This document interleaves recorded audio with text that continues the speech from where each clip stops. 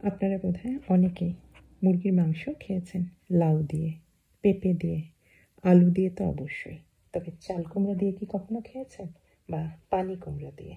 আসুন সেই রেসিপিটাই আজকে আমি আপনাদের সাথে শেয়ার করি। লাল রঙের ঝাল ঝাল এই পাতলা সরু আর চাল কুমড়া দিয়ে মুরগির মাংস রান্না করার জন্য আমি নিয়েছি 1 কিলো পরিমাণ মুরগির মাংস। নর্মাল যে বাইট সাইজে যেভাবে কাটে মুরগির মাংস সেভাবেই কাটা আছে। আর চাল কুমড়া আমি দিচ্ছি একটা ছোট সাইজের চাল কুমড়া, মোটামুটি এরকম মোটা মোটা টুকরা করে কেটে নিচ্ছি। খুব বেশি ছোট করবেন না, এর ফলে রান্নার সময় চাল কুমড়া কিন্তু অনেক সময় গলে বা খুব বেশি নরম হয়ে গেলে কিন্তু ভেঙে যেতে পারে। রান্নাটা শুরুর জন্য আমি সসপ্যানে নর্মাল সাদা তেল দিয়েছি, তবে ইচ্ছা করলে এক্ষেত্রে আপনারা সরষের তেল ব্যবহার করতে পারেন। বেশ পরিমাণে পেঁয়াজ কুচি দিয়েছি আর দিয়েছি স্বাদ অনুযায়ী কাঁচামরিচ। এই কাঁচামরিচটা একদম প্রথমে দিয়েছি, এটা দিয়েছি মেনলি ঝালের জন্য। এই কাঁচামরিচ কিন্তু একদমই রান্না করতে করতে গলে যাবে।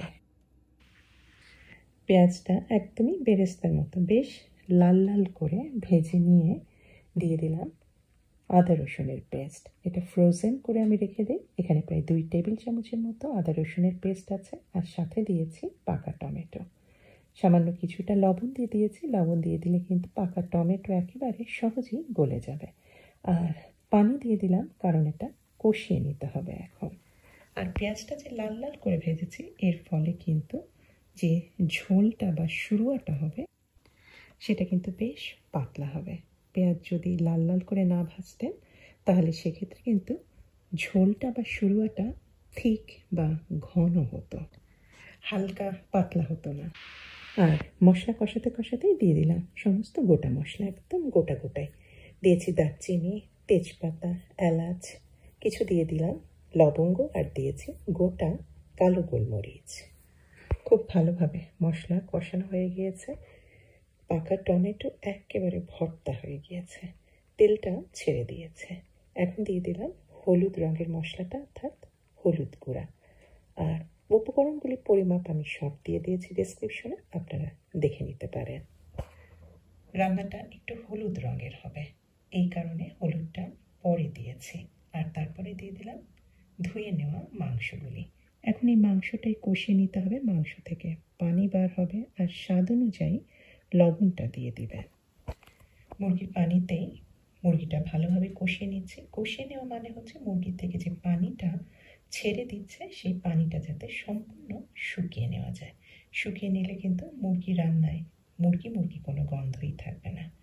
ভালোভাবে কষানো হয়ে গেলে এখন দিয়ে দিলাম চাল কুমড়াগুলি, আর দিয়েছি স্বাদ অনুযায়ী লাল মরিচের গুঁড়া। লাল মরিচের গুঁড়াটা একদম পরে দিয়েছি, এর ফলে লাল মরিচের রঙটা কিন্তু এই রান্নায় থেকে যাবে। যে যে পরিমাণ পানি ব্যবহার করবেন সেই পরিমাণে কিন্তু এখন ঝোলটা হবে। আমি বেশ ভালো পরিমাণে পানি দিয়েছি যাতে একটু পাতলা ঝোল হয়। আর এই পর্যায়ে আমি পুরনো যে গরম মশলাগুলি সেগুলি সব তুলে নিচ্ছি। সেগুলির কাজ হয়ে গিয়েছে। আর এই পর্যায়ে কিন্তু যেগুলি তুলে নিয়েছি সেগুলি আবার অ্যাড করছি নতুনভাবে পানির মধ্যে। পানির মধ্যে দিয়েছি, সেই পানির মধ্যে আমি আবার এলাচ দিয়েছি, তেজপাতা, দারচিনি দিয়ে দিয়েছি।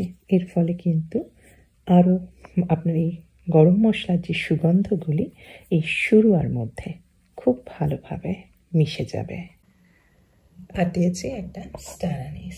স্টার অ্যানিস কিন্তু এই মশলাটা মাংসের মধ্যে খুব ভালো যায়। আমি দিয়েছি এটা অপশনাল, কয়েকটা রসুন কোয়া।